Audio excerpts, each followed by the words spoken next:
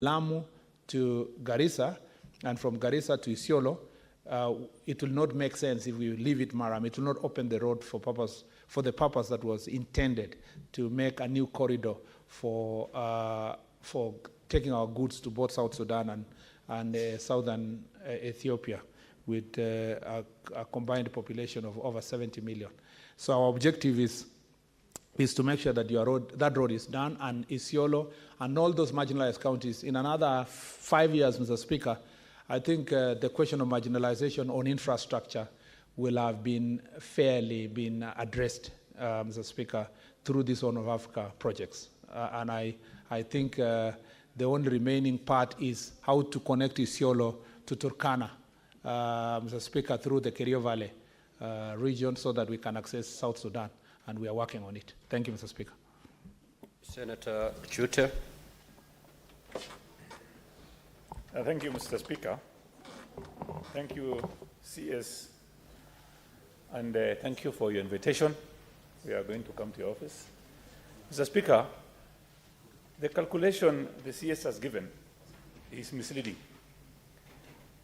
When Senator Mungatana asked about his county, what the CS would have done, and that is my question, is he talked about 21,556 kilometers of tarmac road. Out of this, 442,000 was done in Tana River. I want to ask the CS, how many kilometers of road is supposed to be tarmacked in Tana River out of 442 kilometers that was tarmacked? Because the narrative he's giving is the tarmacked roads. But what he needs to give us, like, I come from Marsabit County. It's a very big county. We have roads that has not been tarmacked. We have only 50 kilometers of tarmac road. If you tell us about what has been tarmacked, then that means when I talk about Marsabit County, the roads that are supposed to be tarmacked will not be tarmacked, because you will tell me you have got 400, which is the total you are giving is 458 kilometers of tarmac road per county. I want to ask the minister to tell us how many kilometers of roads that are supposed to be tarmacked in Tana River out of 442 kilometers. Thank you, Mr. Speaker. Honorable CS. Mr. Speaker, if my friend Honorable Chute had applied himself to the question, he would understand that I was answering a question. And the question was, could the Cabinet Secretary state the distance in kilometers of tarmac roads national government has constructed, and then list the ones in Tana River? So had I not done so, Mr. Speaker, I would not have been responsive to the question. What I understand the Honorable Senator to be saying is that, Mr. Speaker, which if he followed also my response, he would appreciate, is that you cannot say 442 kilometers, even if equally distributed would have been assumed to be a share of Tana River, is a fair distribution. And I've said that the principle of equity demands that you treat every area differently. And the northern part of the country, you must be treated as per distance.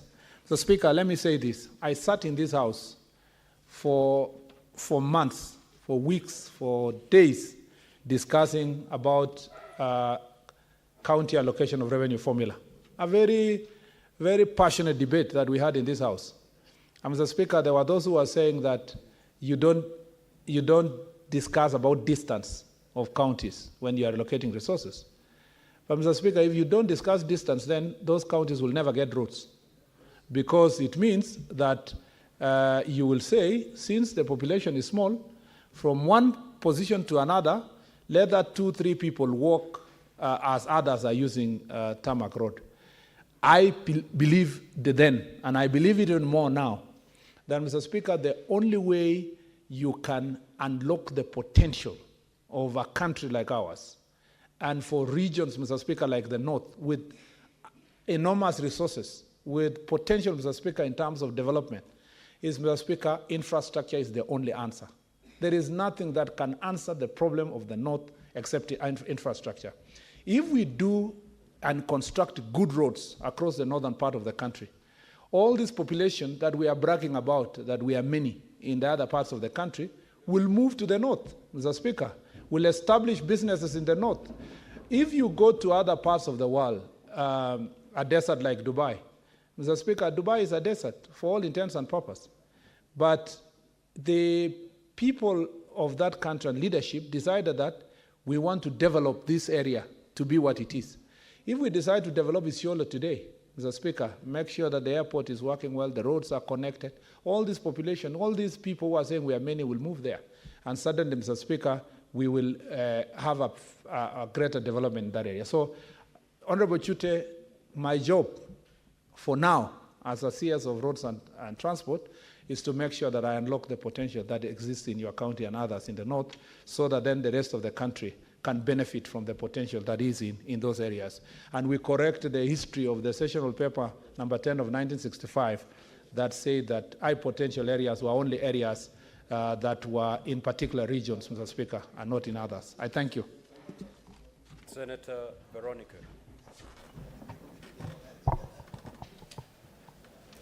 Honorable CS, I want to welcome you back to Senate, albeit in a different capacity. And we hope that you're burning the midnight oil to ensure that all counties are well serviced and resourced in terms of infrastructure. Honorable CS, my question is relating to the Mao Mao Road, which cuts across Kiambu, Muranga, Nyeri, and a big portion of the central region. And before I go there, Honorable CS, I don't want to condense this question with another one, but I sense the need for your ministry to work very closely with the Ministry of Agriculture, in ensuring that the food basket counties have sufficient network which can then bring the produce of food from their counties during the years of plenty, so that Kenyans can stop having years of scarcity. But that said, I'm wondering how long it will take for the ministry to complete the Mao Mao Road that is cutting across those several counties within the central region, and why it has taken so long to complete.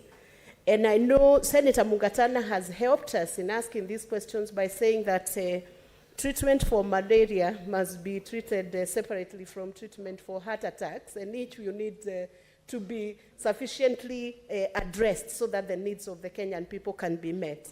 So, CS, when do we wait to get this network complete, road network complete? And you remember very well, when we were in Kandara constituency just the other day, the by-election for Kandara, one of the promises we were giving to the people in Kandara who are near Kigumo, Kandara, that area, was about the completion of this road network. Yes. Mr. Speaker, I want to thank my friend Senator Veronica for this question. Mr. Speaker, it speaks to the core issue of pending bills and roads that are pending. I don't know if he was insinuating that in Honorable Mugatana's analogy, the Kandara Mao Mao roads were the malaria. The one for Tana River is the heart attack. But, Mr. Speaker, true. I want to correct an impression that might easily be created about the roads that have not been constructed, that have been pending. Most of those roads, including the Mao Mao roads, have been pending for over 2 years. Mao Mao roads were started like 3 years ago, and barely 10% did not even start. The machines, they went there, started opening, and nothing was done. So these roads have been pending way before the election of Kenya Kwanza administration. So these roads have historical problems of neglect, because they were done, and sometimes you ask yourself whether procurement rules were followed, because the procurement law requires that before you tender for a road or any project, you must have a budget for the entire resources. So of course, perhaps there was a budget, but the budget was diverted to other things, and I don't want to be very political here, but a lot of it was diverted for the last 2-3 years to do things that were not core mandate of the government as per its own budget. So we are inheriting, and I can tell you, Honorable Veronica Minor, that some of the roads have been pending from 2015, 2016. If you go to Tarakaniti, for example, there's a road called Chakarika Marimanti, which has been pending from 2015, 2016. A number of roads in, you saw a road that is in Nyandarua. We were there the other day and people were asking, why are we relaunching a road that was launched in 2016, 2017? Because it was launched and then left.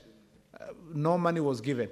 So a number of those roads have absolutely nothing. I have seen some politicians who want to ride on these things to say, oh, this government is leaving our roads, they're not doing our roads. They should go back first to the history and ask themselves, these roads have been pending since when? They have been there 5, 6, 7 years. On average, all the pending roads are 4 to 5 years, average.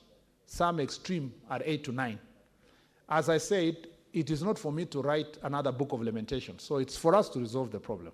And we promise as a government, both in our manifesto, but also in our utterances, that we are going to make sure that all the pending roads are completed.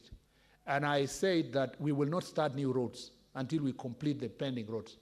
I also added that if we have to start new roads, it will be the ones we have discussed with our development partners, where they're giving us concessional support to build those roads. That's why my meetings with leaders always helped us also identify key critical counties and counties that never were considered for construction of roads, so that when we get concessional funding and support from development partners, we can channel them to the ones that have absolutely no new road. And then the ones that have pending roads, like you've said, Muranga, Kiambu. I was in Kiambu the other day. I was in Katundu South.